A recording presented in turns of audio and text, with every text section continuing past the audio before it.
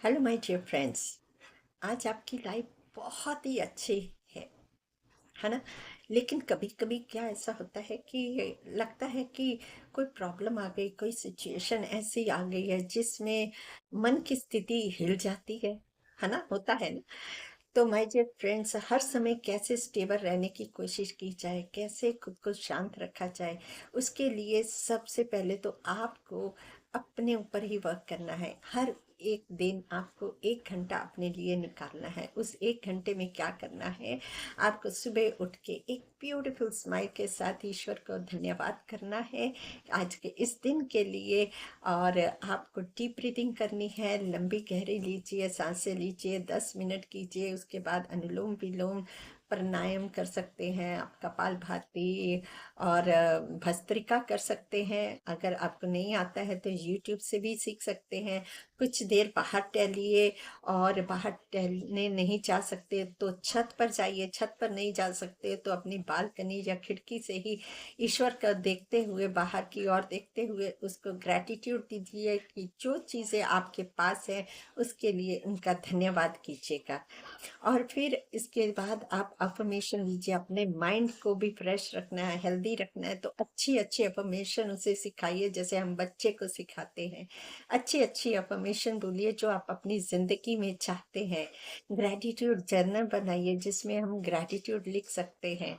अगर लिखने की आदत नहीं है तो बोलिए, कोशिश कीजिए लिखने की, क्योंकि इससे माइंड में रजिस्टर होता है और बहुत ही अच्छा फील होता है।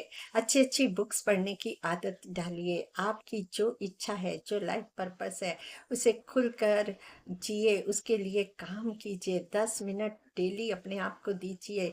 शांत बैठने की प्रैक्टिस कीजिए। सुबह उठकर आप साथ में प्रेयर जब ईश्वर से करते हैं तो उससे कुछ मांगना नहीं है, क्योंकि हम बहुत सारे लोग क्या करते हैं, गुरुद्वारे मंदिर में जाते हैं तो मांगते हैं कि मेरा ये काम हो जाए तो मैं इतने का प्रसाद चढ़ाऊंगा, मेरा ये बीमारी ठीक हो जाए तो मैं ये करूंगा।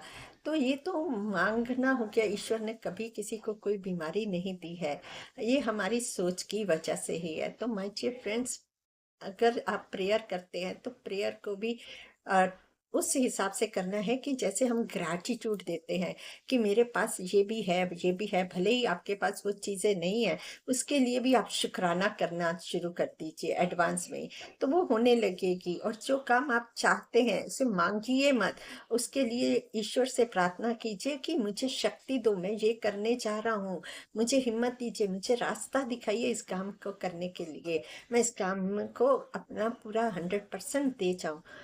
तो इस तरह से प्रार्थना कीजिए और उसके बाद कुछ देर साइलेंस में बैठिए, क्योंकि साइलेंस में ही ऐसा है कि जो आपने प्रेयर की है उसमें हम बोलते हैं। और साइलेंस में बैठने से क्या होता है, हम ईश्वर की सुनते हैं। जो हमने प्रेयर की है उसका आंसर हमें सिर्फ और सिर्फ साइलेंस में मिल सकता है। तो ध्यान की प्रैक्टिस डेली कीजिए। डेली 5 to 10 मिनट कोशिश कीजिए बैठने की। हर एक ही टाइम पर बैठने की कोशिश कीजिए, और अलार्म लगा लीजिए कि मुझे इतना टाइम देना ही देना है। भले ही आपके कितने थॉट्स चलते हो, पर कोशिश कीजिए बैठने की। वो एक दिन शांत धीरे धीरे धीरे धीरे कम होते जाएंगे, और आपको उसके बाद उठकर बहुत अच्छी फीलिंग लगेगी। तो माय डियर फ्रेंड्स, अपने खाने पीने का भी ध्यान रखिए। और जो बीमारी है उसको मतलब कि बार बार उसके बारे में मनन मत कीजिए, उसके लिए आप चैंटिंग मत कीजिए। उसको बार बार हम रिपीट करते हैं तो वो चीज़ बढ़ती है। तो इसकी जगह उसका ऑपोजिट अफर्मेशन बना दीजिए और उससे चैंट कीजिए।